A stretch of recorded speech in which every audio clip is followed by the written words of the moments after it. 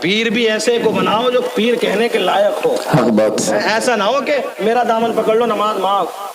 ایسے بھی گھوم رہے ہیں مارکیٹ میں, میرا دامن پکڑ لو, نماز پڑھنے کی ضرورت ہی نہیں ہے تمہیں. کوئی کیا کرو گے نماز پڑھ کے؟ نماز پڑھنے کا تو یہ مولویوں کا کام ہے, پیروں کا کام تھوڑی ہے.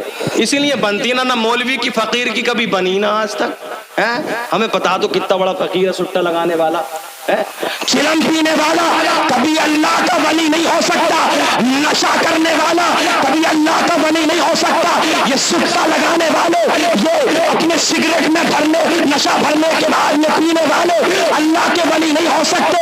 بے نمازی کبھی اللہ کا ولی نہیں ہو سکتا. یاد رکھنا میرے عزیزو, اللہ کا ولی وہ ہوتا ہے, اللہ کا نیک بندہ وہ ہوتا ہے جس کے دل بھی اللہ کی عبادت میں گزرتے ہیں اور جس کی راتیں بھی اللہ کی عبادت میں گزرتی ہیں. سبحان اللہ سبحان اللہ. نعرہ تکبیر, نعرہ رسالت.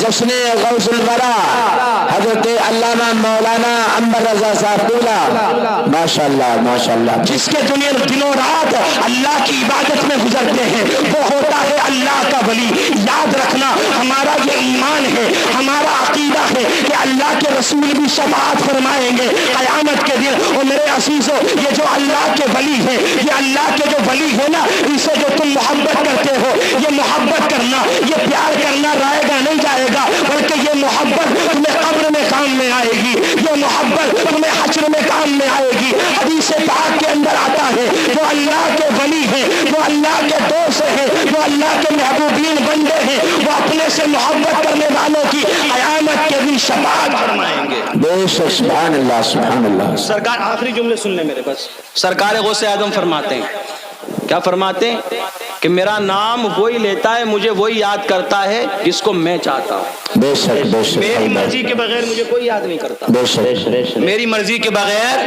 مجھے کوئی یاد نہیں کرتا. اچھا نیند تو نہیں آ رہی آپ کو؟ بتا دیں مجھے, نیند تو بتا دیں بھائی, بتا دیں. کہ سبحان اللہ.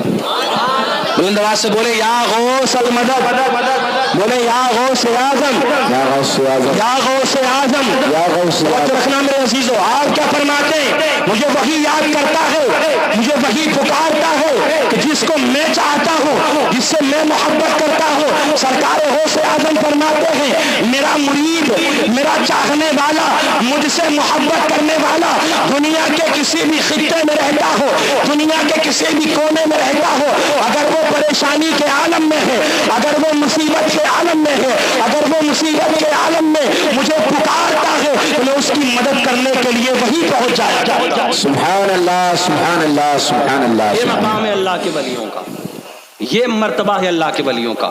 اب یہ جملے سنیں آپ, پھر اپنے آپ پر رشک کریں کہ اللہ نے اپنے ولیوں سے محبت کرنے والا بنایا.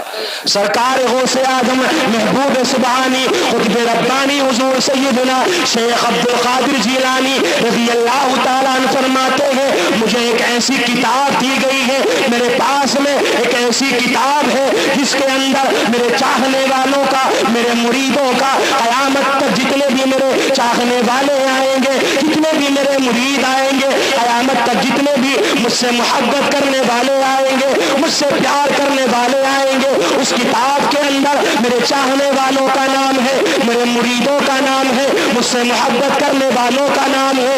آپ کے مریدوں نے پوچھا یا شیخ عبد القادر جیلانی, اے سرکار غوث اعظم رضی اللہ تعالیٰ عنہ, اس کے بعد میں اس کتاب میں نام ہونے کا کیا مطلب ہے؟ سرکار غوث اعظم فرماتے ہیں رب کریم نے مجھ سے ارشاد فرمایا اے عبد القادر, جتنے بھی لوگ تجھ سے محبت کرتے ہیں, تجھ سے پیار کرتے ہیں, تجھ سے نسبت رکھتے ہیں, میں نے تیری نسبت کی وجہ سے ان تمام لوگوں کی بخشش فرما دی ہے. سبحان اللہ سبحان اللہ سبحان اللہ. ان تمام لوگوں کی بخشش فرما دی, ان تمام لوگوں کی مغفرت فرما دی, تمام لوگوں کو نجات عطا فرما دی. کہتے سبحان اللہ سبحان اللہ. اور بلند آواز سے بولے سبحان اللہ. اب دیکھو ایسے ہی کوئی نہیں بن جاتا اللہ کا ولی. سرکار غوث اعظم کیا فرماتے ہیں, 40 سال تک آپ نے جنگل میں گزارے, اور میرے عزیزوں کیسے گزارے کہ آپ صبح میں سحری کے وقت میں انگور کے ایک دانے سے سحری کرتے, اور افطار کے وقت میں تھوڑے سے پانی سے آپ روزہ افطار کرتے. اللہ اکبر. ایسے نہیں بن جاتا کوئی اللہ کا ولی. مرغے بکرے کھانے کے بعد میں ولایتیں حاصل نہیں ہوتی ہیں. جتنا زیادہ اپنے پیٹ کو بھر کے رکھے گا نا، یاد رکھنا وہ عبادتوں سے بھی اتنا ہی دور رہے گا. جی ٹھیک ہے، کم کھانا، کم بولنا اور کم سونا، ان 3 چیزوں کو جس نے اپنا لیا نا وہ دنیا میں بھی کامیاب رہے گا اور آخرت میں بھی کامیاب رہے گا. بے شک ٹھیک ہے نا، کم بولنے والا بھی کامیاب، کم کھانے والا بھی کامیاب اور کم سونے والا بھی کامیاب ہوتا ہے. ٹھیک ہے، آپ کیا فرماتے ہیں کہ میں نے 40 سال گزارے جنگل کے اندر، انگور کے ایک دانے سے روزہ رکھتا اور شام کو تھوڑے سے پانی سے روزہ افطار کر لیتا. اسی طریقے سے وقت گزرتا چلا گیا. جب میں دریائے دجلہ سے واپس لوٹا، طالب علمی کا دور ہے، توجہ رکھنا میرے عزیزوں.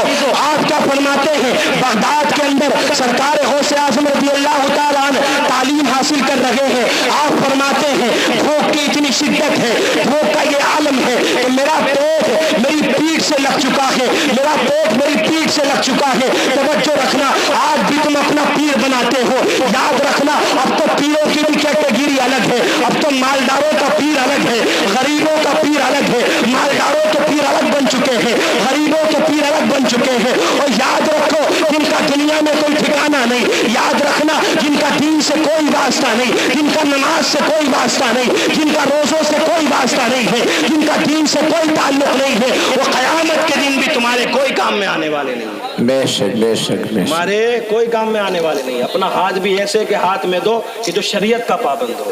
بے شک حق بات. وہ شریعت کا پابند ہو. جی. دکانیں تو بہت سارے لوگوں نے کھول رکھی ہیں. کیسی گزاری سرکار غوث اعظم نے زندگی. اور یہ کیسے لوگ ہیں جو اپنے آپ کو قادری بھی بتاتے ہیں، اپنے آپ کو ولیوں سے پیار کرنے والا بھی بتاتے ہیں، لیکن ان کے حال کیا ہے؟ انہوں نے ریٹ رکھ دیے. ریٹ کیا رکھ دیے انہوں نے؟ بولے بخار کے تعویذ کا ریٹ 5000 ہے، اور ٹانگ میں درد ہوگا اس کے تعویذ کا ریٹ اتنے 1000 ہے، اور اگر تمہیں کینسر ہے تو اس کا ریٹ ہے 40000. ابے کینسر کے مریض سے جب تو تعویذ کے 40000 لے گا، یہ ساری باتیں دیکھی دکھائی بتا رہا ہوں میں آپ کو، سنی سنائی نہیں، دیکھی دکھائی.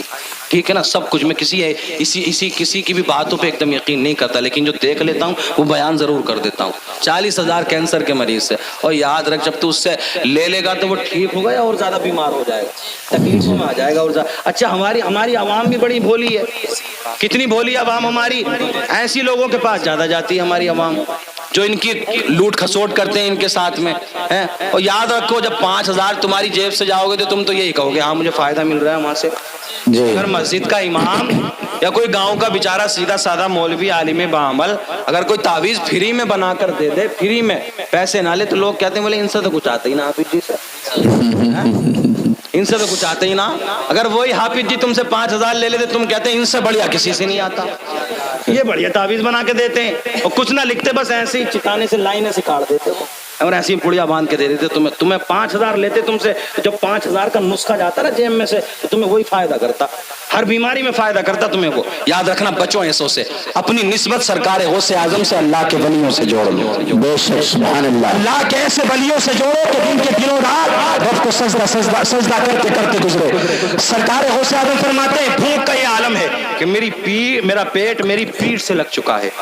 بغداد کے اندر میں علم حاصل کر رہا ہوں، طالب علمی کا دور ہے. مسجد کے اندر آیا، مسجد کے اندر آنے کے بعد میں نے اللہ کی بارگاہ میں سجدہ کیا، رب کا شکر ادا کیا. اور دیکھو اللہ کے ولیوں کا یہ مزاج ہوتا ہے، چاہے کتنی بھی مصیبتیں آ جائیں، پریشانی آ جائیں، وہ اللہ کا شکر ادا کرنا نہیں بھولتے ہیں.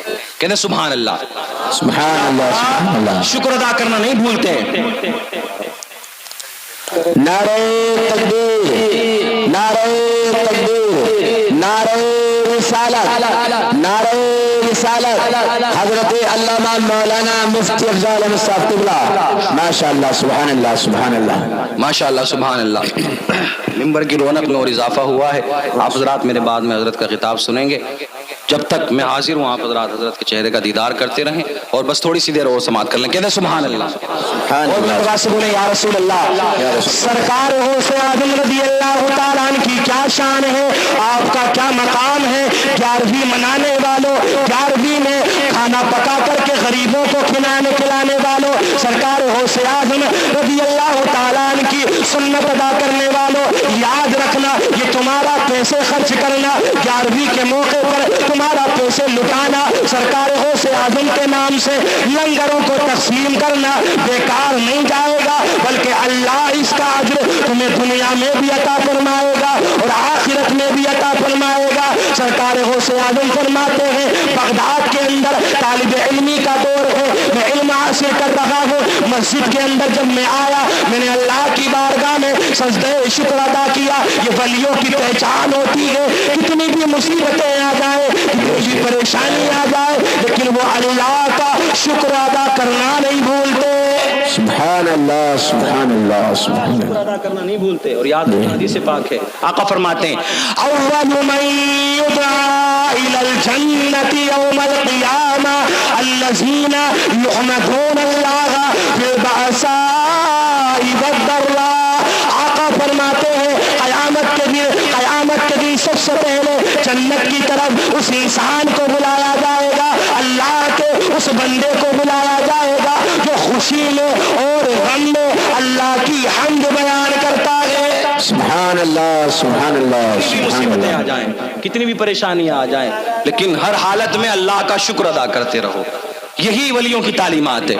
سرکار غوث اعظم رضی اللہ تعالیٰ عنہ فرماتے ہیں مسجد میں آیا، اللہ کی بارگاہ میں سجدہ شکر ادا کیا، بھوک کی شدت ہے، میرے پیچھے سے ایک تاجر بھی آ جاتا ہے، تاجر نے بھی نماز کو ادا کیا، جس کو تجارت میں گھاٹا ہو چکا تھا، جس کو تجارت میں لاس ہو چکا تھا، بغداد کے اندر وہ تاجر آیا تھا، مسجد میں نماز ادا کرنے کے بعد میں اس تاجر کے پاس میں ایک تھیلی تھی، مسجد میں نماز ادا کرنے کے بعد میں ایک کونے میں بیٹھ کر اس تاجر نے اس تھیلی کو کھولنا شروع کر دیا۔ سبحان اللہ۔ تھیلی کو کھولتا رہا، جیسے جیسے تھیلی کھولتا تھا خوشبو بڑھتی جاتی تھی۔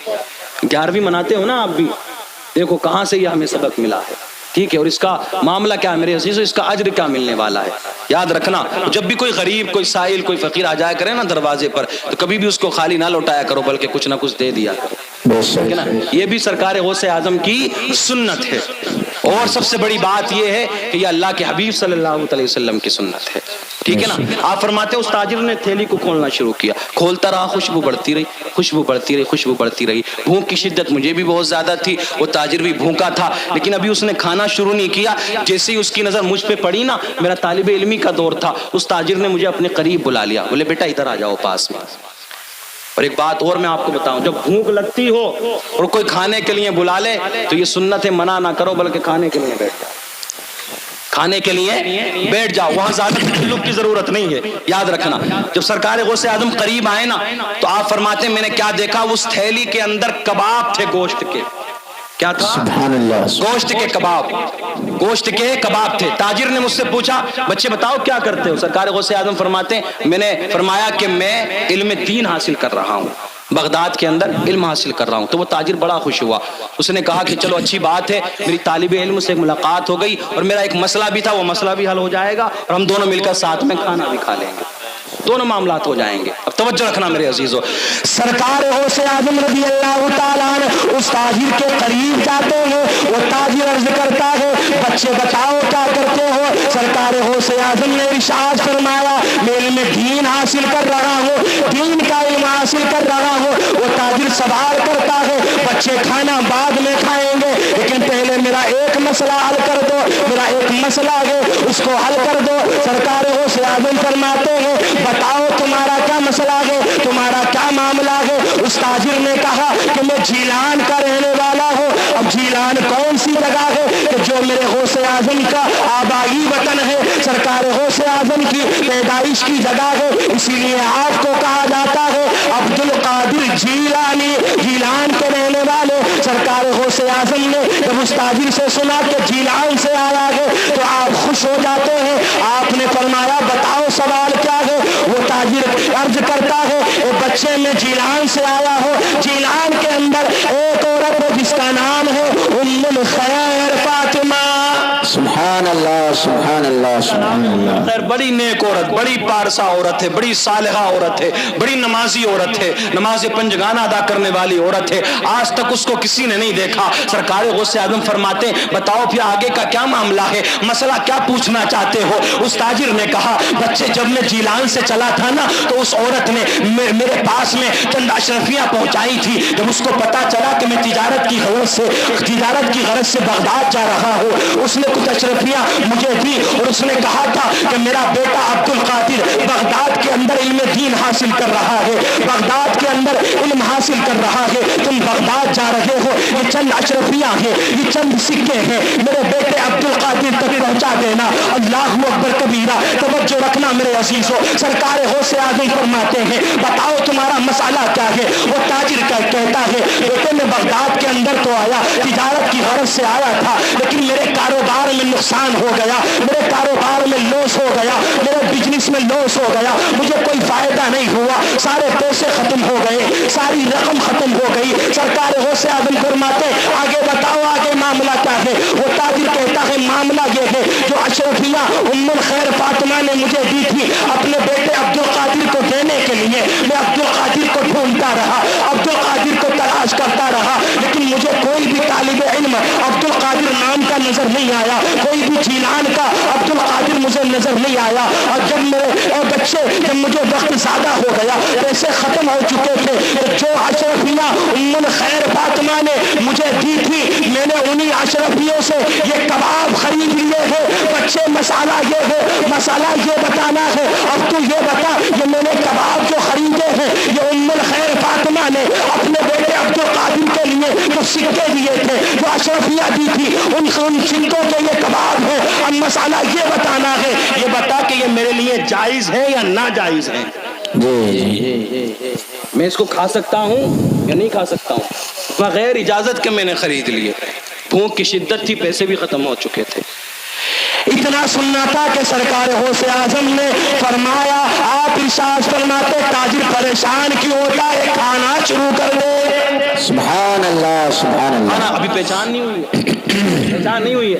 اے تاجر کھانا شروع کر دے. کھاتے رہے دونوں نے مل کر کے کھانا کھایا. جب کھانا کھا کر کے فارغ ہوئے، پیٹ کے اندر جب کھانا پہنچتا ہے تو وہ تاجر سوال کرتا ہے. جب دماغ نے اور تیز کام کرنا شروع کیا تو تاجر کے ذہن میں ایک سوال اور آیا. تاجر نے یہ سوال کر دیا بچے ذرا یہ تو بتاؤ ان اشرفیوں کے مالک تم تو نہیں ہو، لیکن یہ بتاؤ تم نے مجھے کیسے اجازت دے دی، میرے لیے یہ کباب کیسے جائز کر دیے،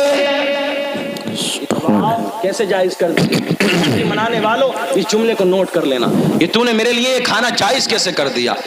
سرکار عبد القادر جیلانی رضی اللہ تعالیٰ عنہ ارشاد فرماتے ہیں اور تاجر پریشان کیوں ہوتا ہے، تاجر حیران کیوں ہوتا ہے؟ جس عبد القادر کو تو ڈھونڈ رہا ہے، جس عبد القادر کو تو تلاش کر رہا ہے بغداد کے اندر، جس عبد القادر کے لیے ام الخیر فاطمہ نے وہ سکے بھیجے تھے، وہ اشرفیاں بھیجی تھی، وہ ام الخیر فاطمہ کوئی اور نہیں ہے بلکہ میری ماں ہے. اور جس عبد القادر کو جو ڈھونڈ رہا ہے وہ عبد القادر کوئی اور نہیں بلکہ تیرے سامنے بیٹھا ہوا بچہ ہے. اب ان اشرفیوں کا مالک میں ہوا، میں نے اسی لیے تجھے کھانے کی اجازت دے دی. سبحان اللہ سبحان اللہ. کھانے کی اجازت دے دی. وہ تاجر کہتا ہے آپ مجھے پہلے بتاتے تھے، پہلے بتا دیتے تو میں سب آپ کو دے دیتا، میں سب آپ کو دے دیتا. بس آخری جملے سب آپ کو دے دیتا. سرکار غوث اعظم نے کیا فرمایا؟ ہمارے خاندان کا مزاج نہیں ہے کہ ہم کھانے کے وقت میں کسی کو ضرور کریں، کھانے کے وقت میں کسی کو رسوا کریں.